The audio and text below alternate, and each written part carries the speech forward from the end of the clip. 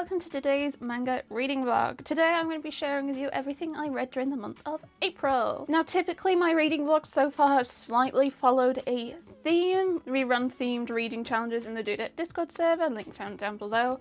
And in April the theme was anything goes. So yeah, instead of having like a specific theme on a type of read, instead we put together 100 prompts and you could read anything you fancied as long as you tried to meet the prompts. I did really well to start off with the month and then I dipped a little. Same with my reads as well. I was doing amazing with my reads. I was getting so much reading done, and then you look at the graph of how many reads I was doing and there is a noticeable dip for some unexplainable reason. All that aside, I'm still really pleased with how much reading I got done. It's a bit all over the place and there is very few series where I've read multiple volumes, so this might be a little long because I have a whole lot to go through. As always, remember to like and subscribe and join the Dudette Discord server if you're also interested in joining in some fun manga themed challenges. We all love trying to help each other getting our TBRs down. We're going to try and tackle this roughly in the order that I read things in. I might pull some things out because I want to talk about two different things at the same time, but we are predominantly going to do this just in the order I read them throughout the month. First up we have Isukai Affair. 10 years after defeating the Demon King, the hero cheats on his wife with a warrior woman who lost her husband. Volume 1.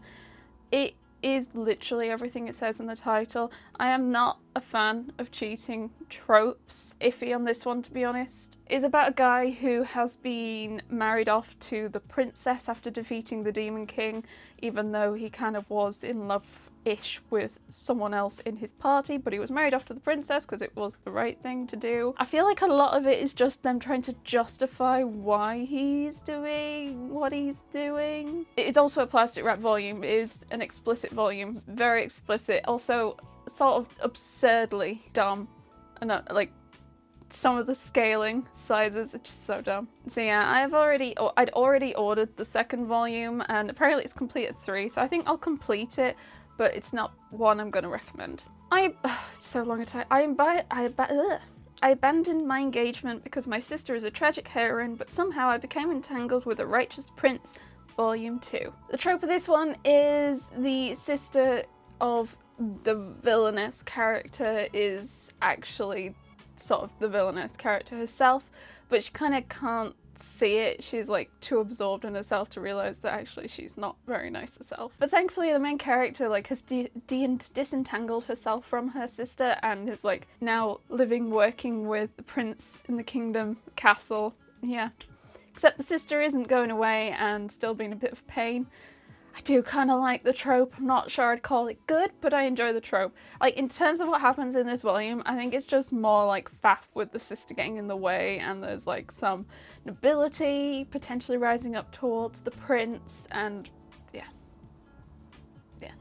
It's okay. If you enjoy this kind of trope and this kind of series, you'd probably like it, but overall, there are better ones for the tropes. Also, as an FYI, even outside of the volume 1s, I will be giving spoilers, so if you don't want spoilers when I'm about to talk something, please do just feel free to skip along. I will try and remember to put timestamps in. I'm really bad at remembering timestamps, but I'll try and remember. I'm the villainess, so I'm taming the final boss. Volume 4. And I was so... This volume made me so happy because, I mean, this series was complete at 3 volumes and then a 4th one came out, some like post-story stuff came out and enough for them to bundle it into another volume, and it is one of my... I absolutely love this villainess series. I think it is adorable. I love both the main characters. I love the male lead, the female lead, and it was just so nice to be able to get some more content of the two of them kind of just like chilling and having a nice time, and like him meeting her family, and I'm just so thankful for these kind of volumes, especially when it's been one of my favourite series. So if you were a fan of the series, would recommend. I would still recommend that the light novel is ongoing. Even the anime goes past where the manga goes. So if you enjoy the series, there are definitely other avenues for you to engage with more content. I haven't yet, just because I've not sat down and had the time, but the light novels are definitely very high up my hit list of ones I want to read. Monster Marriage Shop, Volume 1. This is plastic wrapped. I'd say it's also probably one of the more disturbing reads I've ever done read.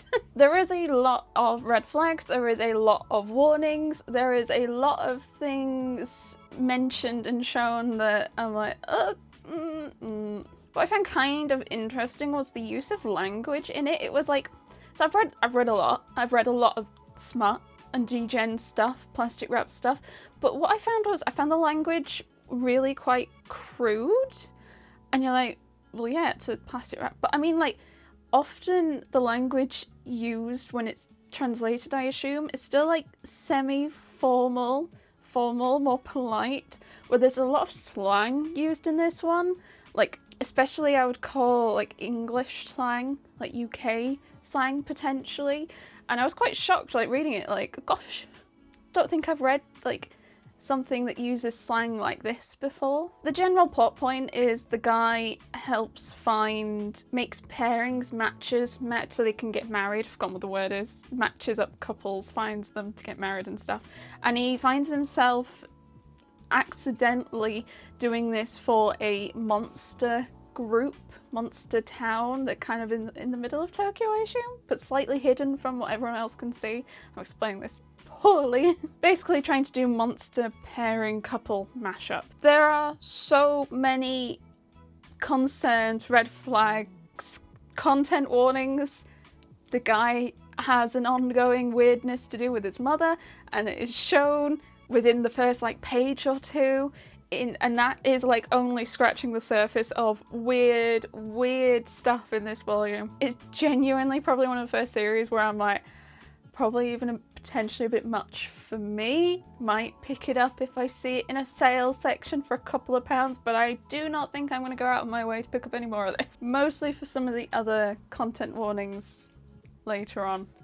It has me worried that things might happen later in the series that I wouldn't be comfortable reading. Okay, so next we have a big old Trons of Steamship, and what I'm going to do is, dear Lord, I did not realise how much Steamship I read during the month of April. This is all the Steamship I read during April. I've lost track of how many volumes that is. I'll have to put it down to be able to count, but this is all the Steamship. We're going to go through them all together. So we have 13 steamships. Okay, that's quite a few. First off, we have Revenge, Mrs. Wrong, Volume 4. It is the final volume in the series. It is complete at 4. I really disliked this one. Probably one of my more least favourite steamships. Like bottom 3 for sure. I don't like any of the characters. I don't like the Revenge. I feel like the ending was so sudden that I got like 3-4 more pages along before realising that that was the ending. Just did not enjoy it. Did not enjoy it. I'm not even sure this volume was plastic wrapped. I don't think this volume was plastic wrapped, to give you also how steamy it was. It was just not much. Miscommunication, hatred between twins, pretending to each other. Poor men around these twins, like, suckered into their plans and whatnot. Yeah, not a fan of this one. Probably would not recommend it. Suitable Fetish Volume 2. This one is, I think, a little better. It's also, was this one plastic wrapped? I can't remember now, because some of them aren't, some of them are. This one is about a woman who wants to, like, tackle a list of positions she's found in this book and has kind of gotten one of her co-workers on board with it. And their relationship's developing a bit more, and they're trying a couple more positions. It's pretty much the brunt of even just Volume 2. It's fine. I definitely don't hate it, but it's not one of my favourites. Loved by Two Fiancés Volume 2. I feel like the twist on who the two fiancés were definitely did catch me by surprise. I'm not sure how I feel about it. In this volume, there's a lot of tackling the guy's trauma that led to him having a split personality, and that was kind of interesting to read, I guess. I'm not sure what the right word is. I'm not sure if interesting is the right word. It was nice that they broached it and talked about it, as opposed to just kind of like trying to leave it as a kink. I think that would have been a bit weird if they kind of just like, oh yeah, sure, we'll just leave it as is. They were like actually talking about it and broaching the topic. I don't know if the next volume is the last one, but it feels like it is already going to be approaching an ending, so I hope it's not going to be much longer. I Cant Refuse S Volume 5. Now I know Volume 6 is the last one. I have since ordered it. This is also probably one of my least favourite steamships. I'm just so picky with my steamships. You'll see as we keep going. There are ones that I do enjoy. I think what I dislike about this one is, especially this volume, I really dislike this volume. Again, there's going to be lots of spoilers, but pretty much the whole premise so far has been her training with this guy on how to engage in cuddle times, and she's naive and doesn't really know what's going on. And the reason she's doing this is to pay off her dad's debt. And in this volume, we kind of she reaches a point where it's like, okay, you're ready to start paying off this debt. And then we time skip a little bit, and it's like she's now this like professional woman who's earned all this money and has been with all these men to pay off her dad's debt. But it feels like it was like quite sudden. Like we've kind of gone from all this time she spent with this guy to him suddenly disappearing, and now she's off being with all these men to earn all this money, and then suddenly all this time has passed, and now the debt's been paid, and now there's like it felt rushed, sudden, and confusing. I kind of was wondering the way it was working out, if there was going to be like the debt was going to be paid off in other ways, but no, we did the original way and time skipped it, which I wasn't a fan of. And also she cries so much. She cries at everything. I don't, it was just not, I just felt really bad reading it. I felt really sad reading it. It wasn't like, I didn't find it jolly. Jolly? I'm not sure you should always feel jolly when you're reading, but I was like reading this like, oh no. I'll see how it wraps in volume 6, but this is probably also another towards the bottom of my steamship likes. I'll Never Be a Crown Princess Betrothed II. So Betrothed is the sequel series, with the main series just being I'll Never Be a Crown Princess, and that's completed 3, and now we've gone on to Betrothed. I had really enjoyed I'll Never Be a Crown Princess at the start, and then in volume 3 it got weird when it was like, quick, we need more plot or something, and now we've got Betrothed and there is a story, and I think the story is now starting to come together a bit more. But it felt so rushed in the end of the main series before moving on to this, and like throwing more characters in. But yeah, I think it's getting a bit better. There is some smut in this one. I don't think there was smut in the last one. And there's like some shady guys turning up who are gonna cause some havoc, most likely. So I think it is picking up a bit, but it definitely like was a series that was like woo, and now doing that again. So I'm gonna still cross my fingers and hope that I continue to enjoy it. Outbre volume 7. I feel like this volume took me 5 minutes to read, and I don't think really anything happened. I'm not even sure there was like smut in it. I think I'd have to flick through. I don't think so. I think pretty much all that's happened is the decision that the female lead is going to go and visit the cities, places where the gods are from, and she's gotten ready and is headed off to the first place and is now arrived. I think that's pretty much all that happens. It's quite a nothing volume, this one, so indifferent really. I still struggle a little bit because of how young the character looks. I kind of gloss over the smut bits really. Alpha Wolf Girl and Omega Wolf Boy volume 2. This is quite graphic. There were scenes in this that made me uncomfortable. I again would recommend heading towards Storygraph, where you can view content warnings at your own decision. Pleasure is probably not the right word, especially in the context of this. Your own discretion, I suppose. That's been my go-to. Would recommend going over there, but there were definitely panels and parts to this that I did not enjoy and I was uncomfortable reading. There is kind of one key thing that makes me uncomfortable when reading and puts me off, and I do talk about it. I'm fairly sure I talk about it in my review on this volume, the thing that I talk about. I'd rather not bring it up in a YouTube video because it is a bit, yeah, it's content warning heavy. So I would advise, please go look there. I have already ordered volume 3 before I read this one. I'm not sure. I've been collecting my steamships and I like collecting a line. I've been doing the same with Press. I want to do the same with steamship, but how easily they were able to just drop something in, I did not like that. Happy to talk more in the Do That Discord server as well. I would just rather not here. Trapped Former Villainess Escapes from the Sadistic Prince Volume 1, and this was a new steamship. I actually have 3 new Volume 1 steamships that I read in the same day, and I will kind of rank them together. But the first one I read was this one, Trapped with a Sadistic Prince. This is an isekai. It is an Outbre game. villainess. I kind of had high expectations because I do quite like my villainess, my Outbre, my steam, and I really like the villainess and the demon knight one as well. Mixed feelings on this one because again, the character just seems really sad because she's like, where am I? What's happening? I don't know. So I just felt a bit bad for her, really. Picks up a little bit more towards the end, but otherwise, like leading up to it, she just seems really sad, and that, like, yeah. This is probably the most explicit of the 3 volume ones. Like, this really goes into it. There is loads of steam.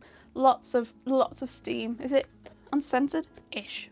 At Your Service in Another World Volume 1. This was probably my favourite and probably one of my new favourite steamship titles. This is another Isukai.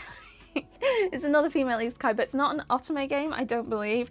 It is about someone who has been, was an office worker, has been isekai'd, and has been now living in this other world for a while now, and is just sort of operating as like a clerk at a guild, I guess? A clerk for the Magic Knights. And basically she is ordered by the king to help provide some relief to a member of the Knights.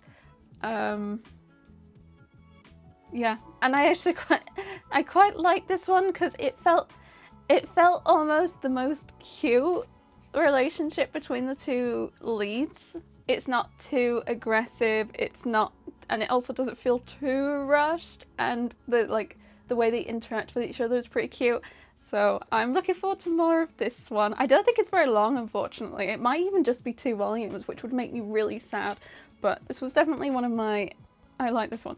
Loving Moondog Volume 1. I was not a massive fan of this one. At first I was unsure about the art style on the cover, but the cover art style doesn't really reflect the art on the inside, which I was kind of thankful for. I wasn't really sure about like the use of how the lines are, if that makes any sense, or if I'm just talking croc, that's fine. Basically this guy here is able to transform into a dog kind of thing, hence the title, and our female lead is a dog pet groomer. She ends up kind of looking after him and shenanigans ensue. It's kind of like the deal. I wasn't massive on it though, the whole transforming, and like one of the first things he says to her is like, I'm gonna breed with you, and she's like, what? And that's just not a trope I'm a big fan of either. So yeah, I didn't hate it. It just was like, I'm probably more ambivalent to it compared to a lot of other steamship titles, I'd say. But I didn't hate it. I don't like that, like, yeah, I'm gonna be with you, you have no choice. And she's like, hang on, nah. So I'm kind of pleased with her for her in that regard. Next we have Guilty Smile Volume 2. I thought this was complete at 2. I think it's complete at 3. Another quite, well, Volume 1 was very explicit. Volume 2 a little less so. The guy has come to the realization that the person he was abusing was not the person he thought he was abusing, it was the person that he's kind of in love with, and is like, oh, I've messed up, haven't I? What shall I do? And it's like, no shit. We get more lore in this one, I feel, and a lot of like back and forth between characters, but not a crazy amount, I think really happens. More trying to figure out like what to do with the female lead who has been cursed. How can they drop the curse from her? Because he thought she was someone else. He thought she was her twin, and then cursed her, and he's like, well, damn. I like this one, I don't want her to die. How do I lift that curse? Before You Discard Me, I Shall Have My Way With You, Volume 3. Not massive on Volume 1, but I do think it has picked up. My biggest pet peeve is miscommunication. I feel like this whole series would have been avoided if there had just been some communication. They're both characters are just terrible for it, but they kind of are getting a little better. Actually, no, I say that. They've ended up in this whole bit of bother currently because they failed to communicate. But we ended up on quite a nice cliffhanger, and I am looking forward to the next volume as the female lead, we think, again, spoilers again, spoilers, we think the female lead has been kidnapped, and the main lead is not happy about that. She's not happy about that at all. So we're gonna go save her, I'm hoping. I can't imagine this one being much longer either, I'm hoping. Okay, the final steamship that I read was Yakuza and his Omega Raw Desire Volume 2. I think this one is like in my middle to top kind of category for my steamships. It is definitely more smutty, it's more steamy, There are some nice tropes that I do quite enjoy, and like a good old kidnapping. Don't judge me, only in the books. I do quite like the whole like fated mate kind of trope as well, which is what this one is built around, so I'm quite enjoying this one. Again, I don't think it's like outstanding, but I'm enjoying it, and that's all that matters. Okay, we've gone through the steamship. We're now going to go back to our regular sort of reading. My Girlfriend's Not Here Today, volume 3. It is a GL. It is, yeah, around a trope I'm not usually a fan of. Well, no, I'm not a fan of the cheating trope, but this has been an unfortunately good read, and I'm kind of mad at myself about it almost. It is like hot trash that we love to hate, almost. I'm almost like looking forward to the girlfriend finding out, which again, spoilers, looks like she has towards the end of this volume. I just don't understand why they don't break up. Why this one doesn't just break up with her if she's that unhappy, even if she doesn't get with the blonde girl. Maybe it's a teenage thing and I'm now too old to understand. That makes me sad. It is also horrifically pretty, and that also brings me pain. It's very pretty. There was some slightly explicit scenes in this volume, and they all go to a beach pool resort thing. So lots of cute swimsuits, but yeah. Love to hate is probably a good way to describe it. Emperor's Caretaker Volume 1. I've been enjoying these historical romance sort of series, and this one was kind of in that loop, I guess. There hasn't really been much on the romance side, but maybe we're just going to see it develop. But it is about this female lead here who has caught the eye of like the court and has been asked to care for the emperor, who is a kid currently. And there's a whole bunch of stuff that leads up to that, but that is basically what happens in volume 1. Stuff occurs and she's been asked to help look after and provide, like, what's the word? Companionship, but not like weird companionship, just like sisterly, I guess, familial companionship to the young emperor, who is not this guy, by the way. It's not him. It's like a kid, but he's the guy who asks her to do it. I quite liked it, but I don't think there's much more to say about it. If you're into that kind of series, you'd probably like it. Next we have some series that was very kindly sent over by Yen Press. I think I read all of them apart from the light novel. So next up we have To Sir Without Love, I Am Divorcing You, Volume 1. And it is a arranged marriage has occurred. These two get married before they can see each other, so I'm questioning how they got married. But before they see each other, he gets sent off to war. And she is like she's now trying to prepare herself to be able to divorce him before he gets back, because she wants to be like a free woman and all that. So about half this volume is like set up. She has moved in with her in-laws and is trying to establish herself and all that. And then she sends the letter off to husband on the front as the war is ending, but like, cool, great, I want a divorce. He then comes back, having heard some unsavory rumors about her whilst out on the battlefield, assumes things about her, things occur, he realizes they were all untrue, and is kind of trying to make amends-ish to her for the rest of the volume, and also doesn't want to divorce her. I think that's mostly it. Fantasy, romance trope, marriage trope, yeah. 31st Consort, Volume 1. I actually quite like the premise of this one. I was quite surprised. So basically this King, oh my god, the guy, this random guy, no, the king, has a consort for every day of the month. Or, well, they go out and find a consort for every day of the month. And what's meant to happen is, on that day of the month, that's the consort he goes and visits. You want to be some of the like lower numbers, because you're guaranteed a visit every month at least. If you're some of the higher numbers, you might not be, especially 31. So no one wants to be the 31st consort, so they end up finding someone who's kind of from a very small house, and is kind of, they don't really have like servants and stuff at this place, they just kind of look after themselves. And she's like, okay, fine, if I can be left to my own devices, that's cool. And she mostly is. Each consort is giving a house, she's given one way far away from the palace and all that, and she has some plots, some land, so she kind of just starts growing her own vegetables, doing her own cooking, that kind of jazz.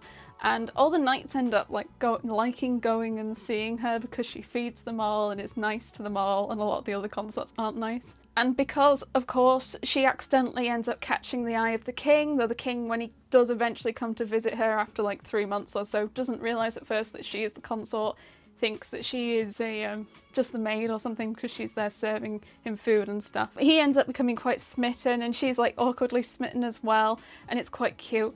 But they're trying to be like he's trying to be political and not let anyone know that he's too into her. But it's quite cute. There are, I'm sure, plenty of series on a similar like vein of the like this kind of trope, not specifically consorts and being 31 and stuff. But this is quite cute. I quite like this one. A real first world problem of getting release copies from the publisher is if you really enjoy something, you have to wait even longer for the next volume to come out, which is not a real complaint, but I was looking at volume 2s of those and I was like, I have to wait a bit longer time. This is another volume that was sent, Reincarnation Coliseum, The Weakest Skill Conquers the Strongest Women and Creates a Harem, Volume 1. This is another volume, probably in a similar vein to Monster Shop, where I'm like, I don't think this is for me. I really struggle with series where they like quite aggressively demean women. Sometimes it feels like you can tell a line of it being like jokey or like just going too far. This one I definitely personally felt was going too far. I'm going to read out some of the lines that I think I can say on YouTube. I also just want to show this. The main character is 15-year-old boy, has been isekai'd into another world where characters fight in a coliseum, and the loser, if they are not a woman, is turned into a woman, and the winner can do things to them. Yeah. It's really gross. Yeah, basically when this kid is like thrown into a cell after being summoned and he's explained to like, this is what happens, and he's like, oh, this is fine, this is just a game and I'm good at games. I can just play it like I play a game. I'm just a high school guy who loves games. Grades are average, physical abilities are average, but when it comes to games, I often win. So then he goes out into his first fight and he goes to fight this woman. She's 26 and he calls her an old maid. She's 26. I'm 29. Am I an old maid? What a child. An old maid at 26 already. I'm gonna throw hands with this child in this volume. I got so mad reading it. Like, oh my gosh.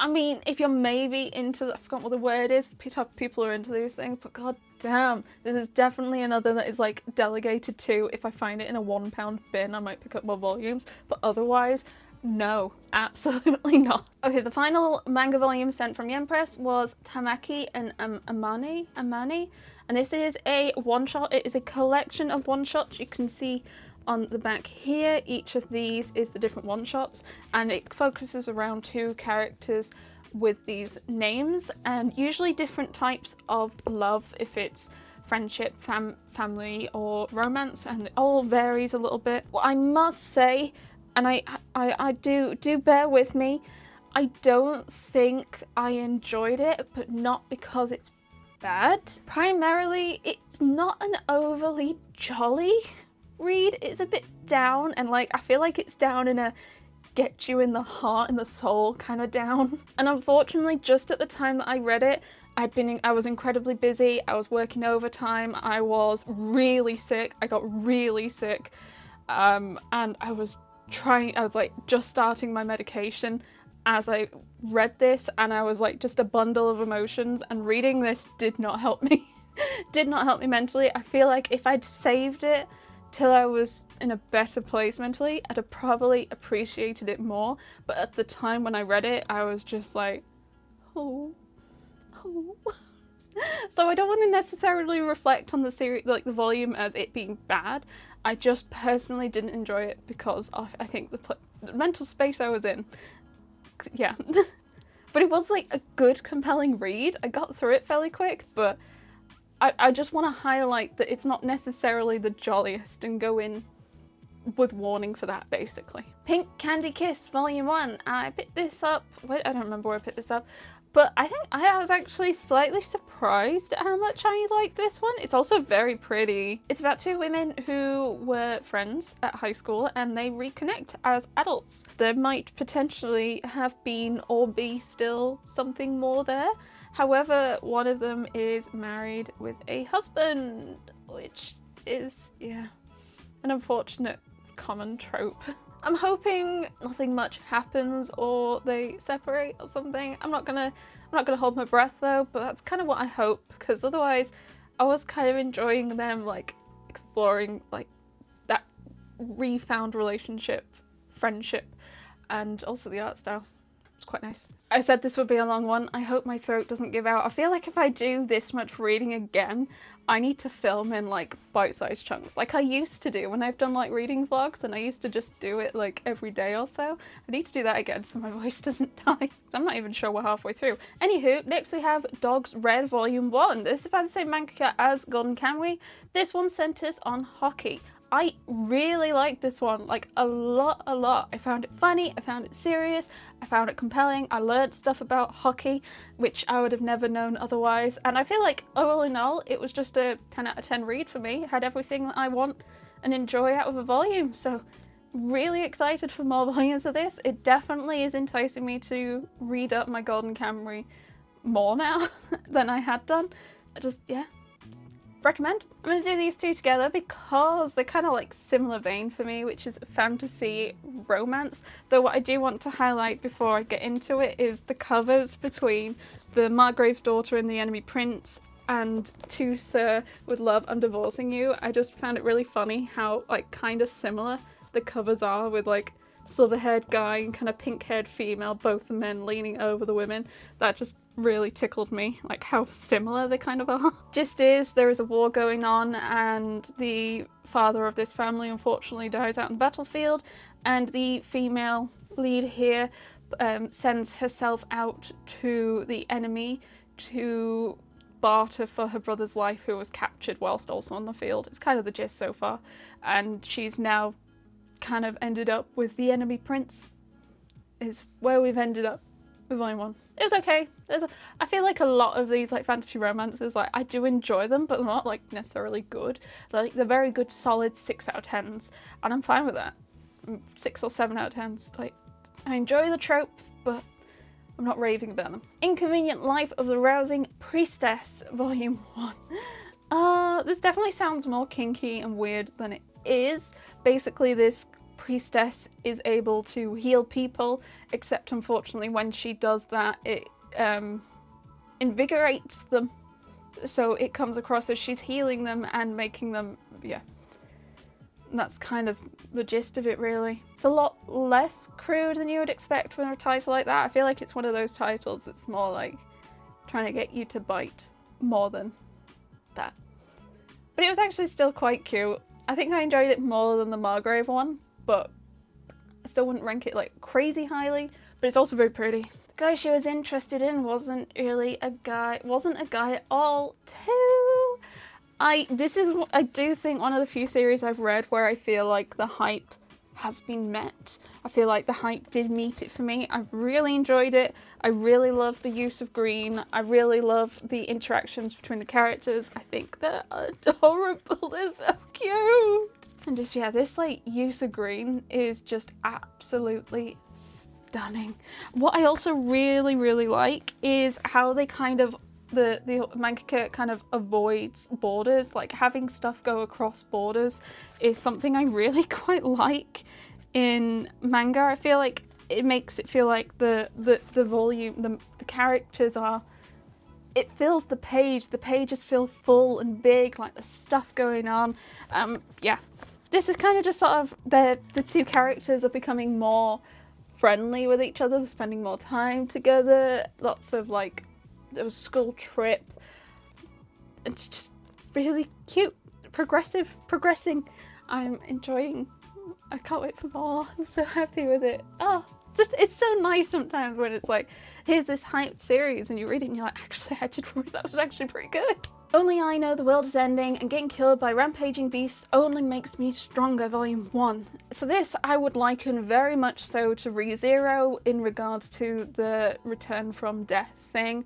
Basically this guy is a salaryman in Japan and these dungeons monsters suddenly appear overnight and he dies pretty quick. But when he dies, he wakes up just a few hours before it all kicks off, and yeah, this keeps happening.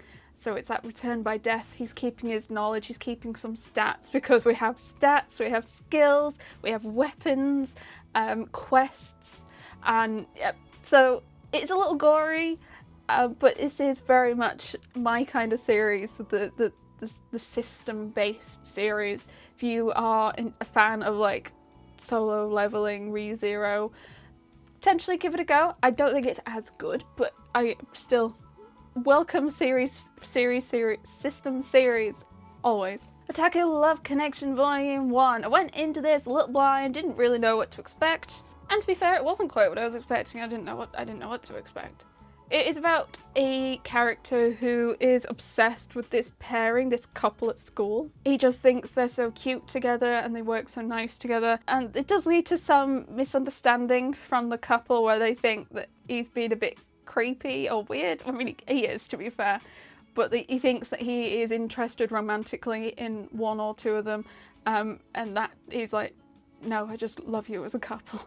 It's kind of cute and a bit weird, but yeah, I'm not sure this. I gave it like a 6-ish, 7 out of 10. I don't remember my ratings. It was an okay read. I'm not sure I'm gonna rush for more. Again, might be like if I'm making a 3 for 2, or I probably won't fully delegate it to Sale Bin series, but I'm probably not gonna rush to stay up to date with this. Spy Family 13, I had actually semi-forgotten. We left on a bit of a cliffhanger with volume 12, so opening up and starting to reading, I was like, what is happening? I do still enjoy these. I definitely don't enjoy the series as much as I used to, and I don't know if this is a common consensus, but the Anya chapters are definitely the best. They're definitely the cutest, the sweetest, especially with Damien being all awkward and cute. I feel like we're starting to get like more and more picture building around the war between the two sides, and I don't know how long this is going to go on for. All the other mangakas series are pretty short, like 2 to 5 volumes maybe. I feel almost they can't wrap it up anytime soon, especially with how the merch sells. Oh my god, Anya figures everywhere. So I'm almost thankful it is more slow releasing. I feel like if we were getting these more often, I'd probably burn out more, but with getting a volume like 2 times a year maybe, it's been like, that's a good enough amount of time. One Piece 108. Oh, One Piece. Like, yeah, it's so good. There was a lot of flashbacks. We got flashbacks for, what's his name? Flip through and find him. Kuma. We got the flashbacks for Kuma. And damn, that's also really sad and upsetting, like every character's backstory in One Piece. Oh my god. I mean, we're still in backstory by the end of this volume, so we've got some time. My main concern with reading One Piece is because we have like these backstories like littered throughout, am I gonna forget what's happening with the main like cast with the Straw Hat crew by the time we return to them? I hope not. I really hope not. Now that we draw volume 1, this was plastic wrapped, I want to say. I'm not sure if it was justifiably plastic wrapped. Basically, these two characters end up kind of becoming kind of dating, because they both are drawing manga, and both of when they've had their manga reviewed, have been told you don't really have much experience in what you're trying to draw. You should try and gain that experience. It'll make it a lot easier for you to be able to draw on that experience to draw. And these two characters kind of basically end up dating because that's kind of the experience they're missing. It's very kind of like cute and sweet, a bit very awkward together. She's very booby. We see her pants a lot. I wasn't blown away. It's okay. Like some of her face shots like this are really cute. I'm not going to show the other panel because pretty much it's all boobs. It's not covered. They're covered, but still. Yeah, I'm probably not going to rush to pick up more of this one, but it was kind of cute. If you're looking for like a mangaka kind of series, but fake dating, there you go. Minecraft, the manga volume 1. Now, I know a lot of people have been hating on this series and like, oh my gosh, anything gets a release. I can't believe it's going to be bad. I must say, well, first off, the Minecraft movie came out this year. I bet this volume is gonna shift like absolute shit. But all these kids that have gone out and they're like, what Minecraft merch can we get? And kids and parents are gonna be like, well, let's try and get them a book if we can. I bet loads of these are gonna sell to the kids that are Minecraft fans.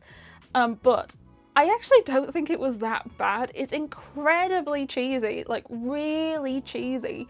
But I think if you are a Minecraft fan, it actually was a bit of fun.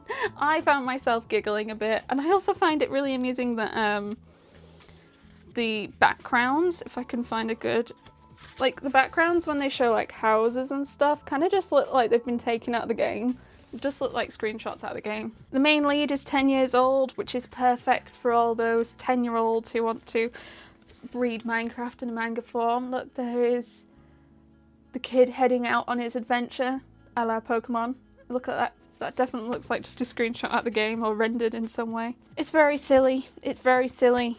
I would almost say if you are a big Minecraft fan, you might find it amusing to read. It is not outstanding. It's not going to blow your mind away. It's not insanely well written, but it's not really the point, especially when it's using a existing IP, especially for something this big. But I'm quite pleased. I do see this doing well this year, like Christmas, when there might be another volume out or so, going to all these kids who are crazy for Minecraft. Or people buying it for jokes. I'm gonna keep picking it up. I love Minecraft. Next we have 2345, which is a one-shot. It's a one-shot BL. It is kind of more of a mystery as well.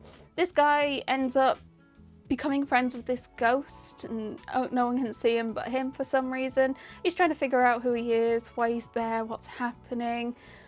And I feel like, though I do think it is meant to be like a romance and they're meant to like fall for each other, I don't feel like we really see too much of that. They spend time together and the ghost kind of ends up living with him for a bit, but like I wish they kind of explored it in more of a romance-y kind of way, because I feel like it just sort of appeared. It was like, okay, no, give me more, give me more.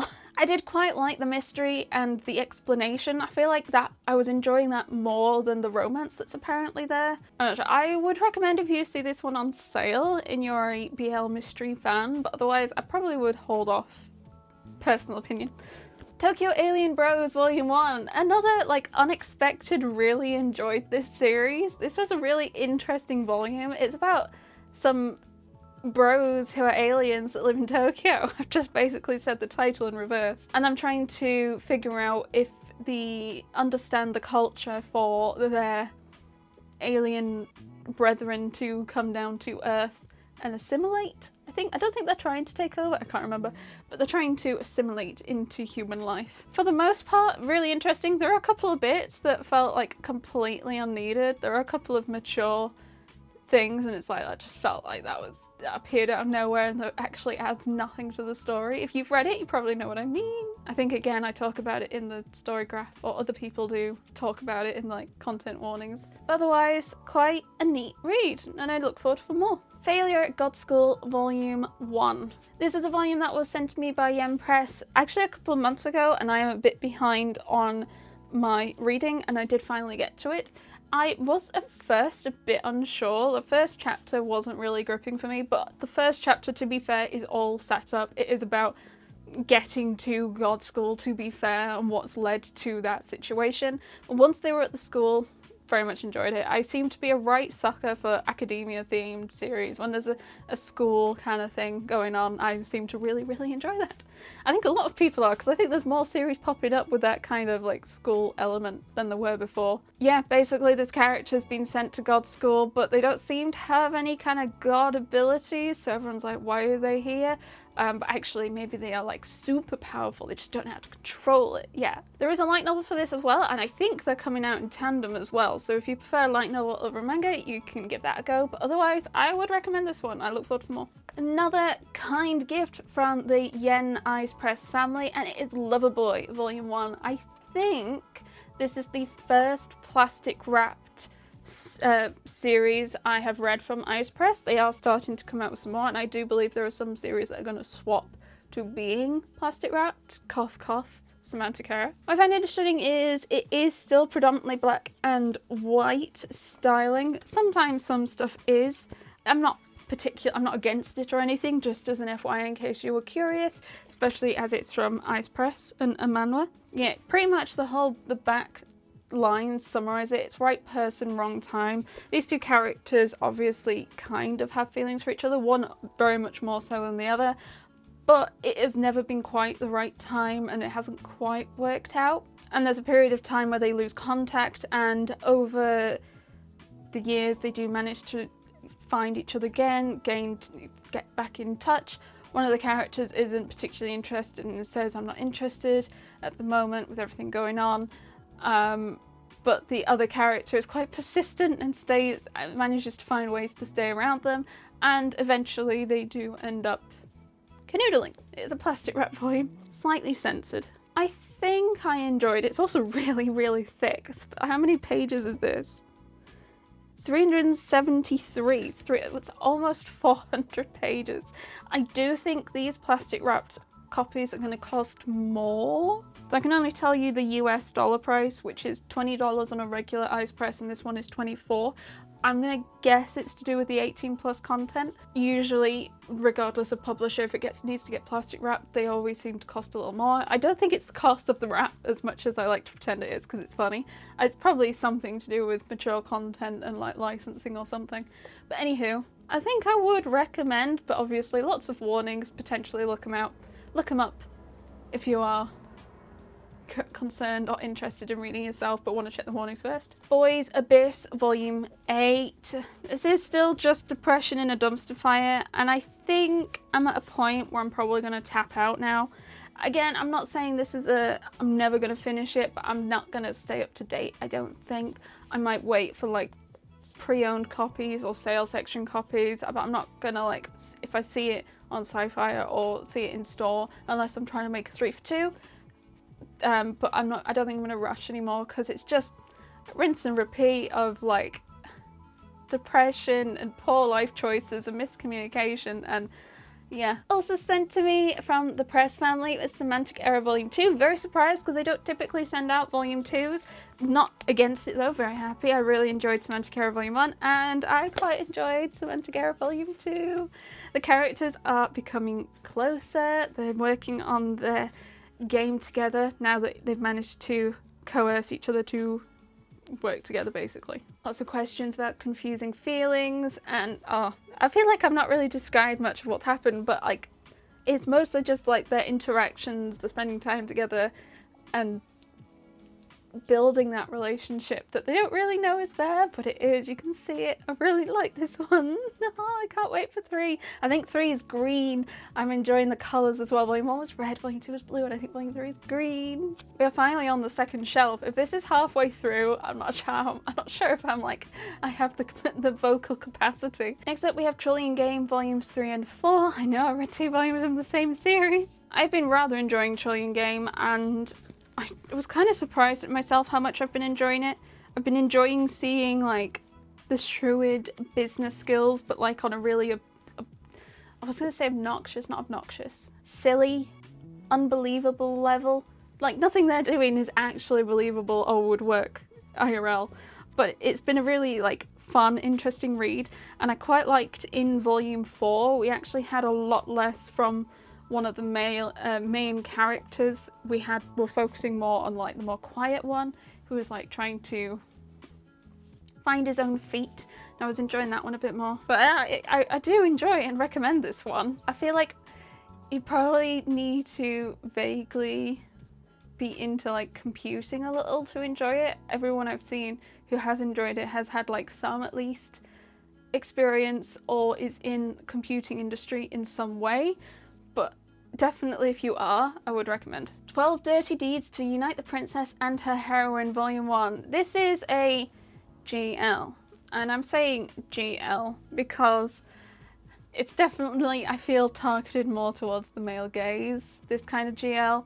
It is plastic wrapped, it is very smutty, but I would say though it is actually quite funny. It is really dumb and absurd. Absurd! That was the word. I was like, it begins with an O. No, it doesn't. It's absurd. It is incredibly absurd, and I think I almost enjoyed the absurdity. It definitely helped the weirdness. So I almost would say, like, if you're a traditional GL fan, this probably isn't for you, but it is very silly, very smutty, so maybe have a look into it if you're unsure. Again, content warnings and everything, because this, like, it's incredibly crude and explicit, but also really dumb. Drac Volume 1, or Drac Q Volume 1? This is actually I quite enjoyed this one. It is a vampire girl who accidentally falls in love with a human. It's kind of the Volume 1 plot. There's a cliffhanger at the end of the volume. It was quite a quick read. It is a bit gory, bit explicitly gory and bloody. If you're not into that, do be aware. But it was actually quite neat and cute. Yeah, it was quite a quick read, unfortunately, though. I think that's probably my only real negative about it. I read through it in like 15 minutes, which is a shame because it's getting pricey. Just like Mona Lisa Volumes 1 and 2, these are the only 2 volumes of the series I have, otherwise I'd have probably just caught up to date, to be honest, if I'd picked up the rest. I do intend to pick up the rest, I just forgot to. So this is a series where people are born with no gender, and then at a certain age they start to shift towards either male or female, but by the time they reach 12. However, our main character is approaching their 18th birthday, or has just had their 18th birthday, and they still haven't picked a gender because they don't really feel right in either of the genders. And in this friendship group, there is 3 of them. There is our main character who has no gender, and then there is a male and a female character. And both of them, I think like on the same day, confess to loving the main lead, and then express which gender they would like for them to engage in a romantic relationship with them. And this is like so confusing for the main character, who is this one, Hinaze, as they don't really feel much pull towards either gender. They just kind of feel like themselves and don't quite understand why they need to conform to one of the genders. Why can't they just be who they are? And there is this whole thing, and it's starting to hint at like they have to choose a gender towards the partway through Volume 2, and that they might not survive if they don't. And I don't know. I know a lot of people have been enjoying it. I think I really want to keep reading to see how it tackles. My hope is like we kind of just let them be. Would be really nice. Just let them be who they are, be happy. But it's quite an interesting kind of topic to read in a manga about. So I'm definitely going to be picking up more. I think 5 has just come out of this. So there's 5 currently. I'm not sure if it's complete, but 5. I also really like the blue.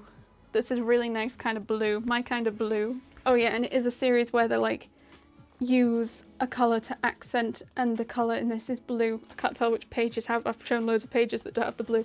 There's some more pages with the blue, like eyes on our main character especially. Like these pages are super pretty. So this is the main character here, and then these are the 2 friends on the edges. We are making progress, not as much progress as I would have liked, but we are making progress.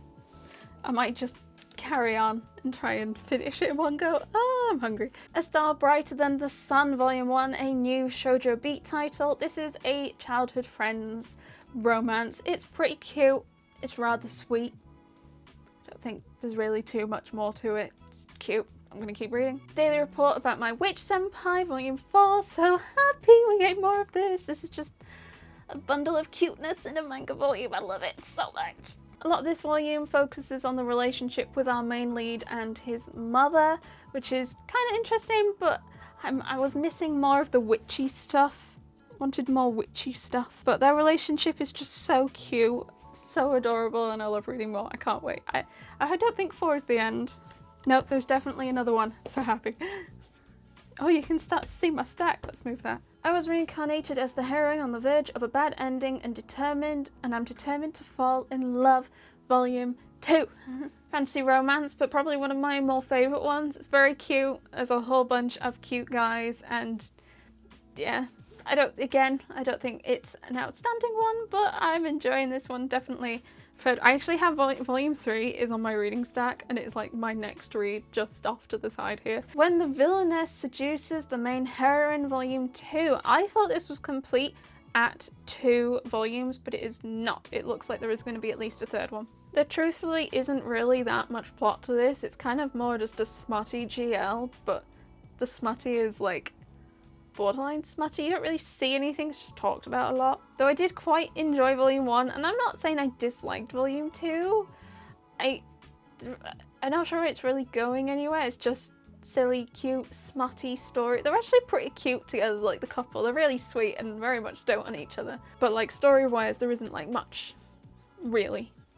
So it depends if you are interested in a smutty GL, I guess. Thunder 3 Volume 1. This was, I think, another like surprise series that I really enjoyed reading this last month. Basically, our main 3 characters here have accidentally transported to a more realistic Earth. And on this Earth there's like aliens and weird stuff, but they also managed to find their own counterparts. They also seem to be really powerful on this world for some reason, like indestructible and super strong. But here are them, the main characters, when they've accidentally gone through. So they kind of look cartoony, and then the counterparts are meant to look more like lifelike. And one of the characters' little sisters has been pulled through and has been like kidnapped by the aliens in this realistic Earth, and they're trying to figure out how to save her. It's kind of the plot so far. I have ordered the rest of the volumes that are out of this.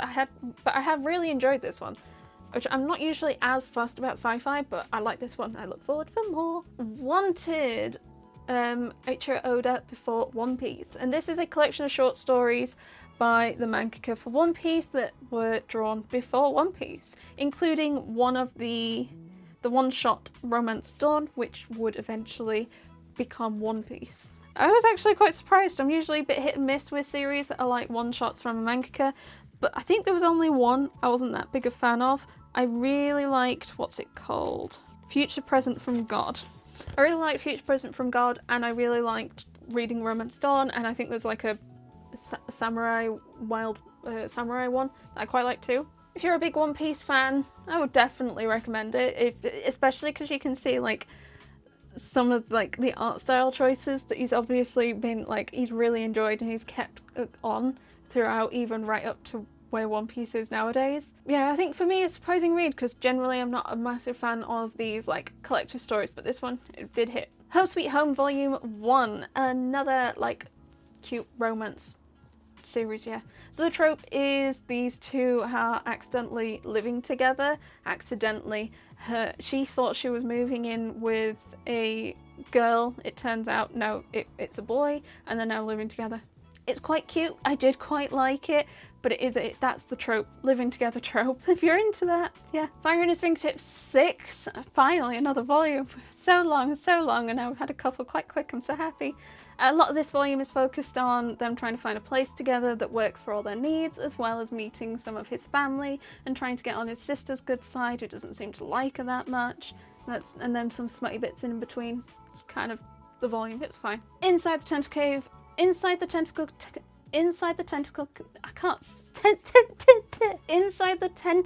Cave Volumes 3 and 4. Why could I not say tentacle? This was really gross. It got 10 times grosser. It's so gross, so grim, so dark, so not pleasant to read. I am again gonna stop picking this one up, I think. And again, unless it's like a sale bin, £1, £2 for a volume, I'm not going to be picking these up as they come out anymore. Just got worse and worse. My Cat is Such a Weirdo Volume 1. Oh, I'm so happy to have this one. It'd been on my want to pick up list for a while because cat series.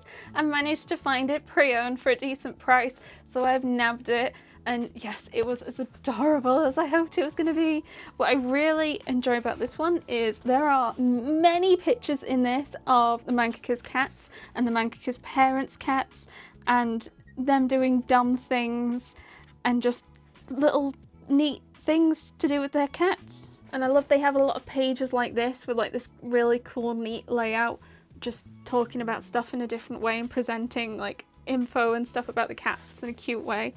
And just, I think this was so neat. I was really shocked at how many like real pictures there were. The first series I really experienced that with was also a cat series, but also with a cat and a dog every day is fun or something like that. But this like takes it to a whole other level, and really, really enjoyed it. I've ordered the rest of the volumes that I don't have of this, and I can't wait. So cute. Cat series, I definitely recommend for cat fans. Glasses with a Chance of Delinquent Volume 1. Another high school romance. This one is, turns out the guy that wears glasses is a delinquent. This is the trope. Spoiler for the end of Volume 1, he does ask her out, and I'm hoping Volume 2 starts with a bit of awkwardness, but she says yes pretty much, and then we can spend more of the series with them together. I do enjoy when like they get together a bit into the series and we can spend time with the characters together. This was really cute, it was really fun, and I recommend this one. Out of a lot of the like high school romance that I've read, this was definitely probably one of my more favourite ones. When I Became a Commoner, They Broke Off Our Engagement, Volume 4. I do seem to like go up and down on whether or not I enjoy the volumes in the series. I think this one was just a bit more mixed. There's a lot more like trying to get used to the new life, what's happening, ways of earning money, figuring out food. I also think the art style is growing on me a lot. It's quite heavy lined compared to a lot of stuff I often read, but I do think it's growing on me. I think I'm enjoying it more. I think overall I am enjoying the series a lot more compared to earlier on volumes, like Volume 1. I was really not sure, but I do think I'm definitely enjoying it more the further in I go. But I'm kind of hoping that we don't have many more volumes till we see some confrontation, especially with the previous family, her old brother especially, talking to them, talking it out. I'd like to see him talking, not just abandoning her. It's kind of what I want to see at some point. Beyblade X Volume 1. And I think it's the same mangaka as Promised Neverland, I think. Definitely looks the same.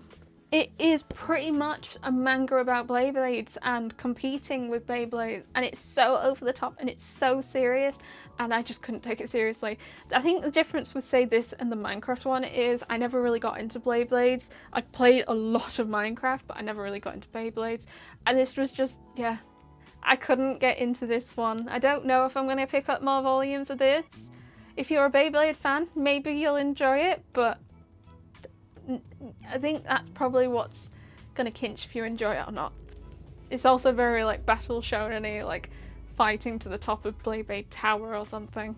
Competition. I was reincarnated as a villainess and not in the game, but the boys love me anyway. 6. I feel like it wasn't that long ago we had 5. I also said to myself, like, I'm gonna hold off reading volumes till I have a few to read together, and then I failed to do that. I think it's okay. We're getting like some story lore. We're learning some weirdnesses, some strange happenings on. We're doing some investigations to do with Mystia's memory and her like maid, I think. I really do think that holding off and reading a bunch together would make it a more enjoyable read. I'm also starting to struggle to remember characters because some of them are looking the same and I just can't remember who is who, and I'm like, wait, what? Why are you here?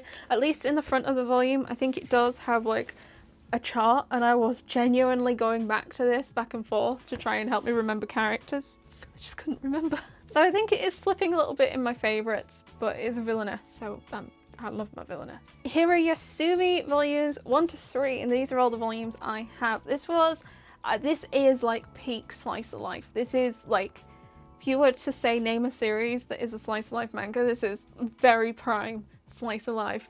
Not a whole lot happens. It is very cute. It's very adorable. There are sad points. There are annoying points. There are, yeah. I would recommend if you want a slice of life series, but do be aware there are still some sad bits to it, but hopefully you do still enjoy it. I have ordered volume 4 and that will bring me up to date, I believe, unless 5 slipped out in the last couple of weeks. But I was pleasantly surprised. This was like breath of fresh air, slice of life. We are actually getting there. We are approaching the end. I dread to think how long this is going to be. Next we have With You Our Love Will Make It Through volume 2. A new release came out and I immediately read it as soon as it arrived. I really loved volume 1. It is a high school romance between a human girl and a beast boy, and there's this whole stigma about beast characters being allowed to come across into the human world and live and learn and stuff. So there is a whole stigma around the character. I loved the two of them so much. They are so cute and really like each other, and obviously been really awkward, as well as the there are some slightly steamy moments, but not like It's not like smutty, it's more like heavy petting, I guess. There is an anime coming out for this year, and I am actually slightly looking forward to it. I definitely think I want to watch it. I don't know if we'll do a watch in the Discord server, but I'll definitely be watching it to see what I think, because I've really enjoyed this one. But we are getting volumes a bit slowly. I hope volume 3 before the end of the year, but I'll be honest, I haven't checked yet. If you are fine with reading a human beast boy kind of love story, I would recommend it. Last couple of reads, we have Omniscient Reader's Viewpoint Volume 6. We finished up the quest we were in when trying to reclaim, well, I don't think we finished reclaiming stations, but we were like trapped in one of the stations and were kind of lured there as a trap. We managed to get out of that. We've had some lore stuff come to light about other players. Had some real cool fight scenes, and this is just such a good system series. There is a light novel for this coming out later in the year as well, which I plan on picking up for Ben. And yeah, I'm really enjoying this one. Do recommend. 6 is latest. By the time this video goes up, 7 might be out. I'm not sure, but at the time of recording, 6 is latest. And I've just been really enjoying this so much. I've just realised this is the final volume. We finally are there. The final volume I read in April was Tomb Raider King Volume 10.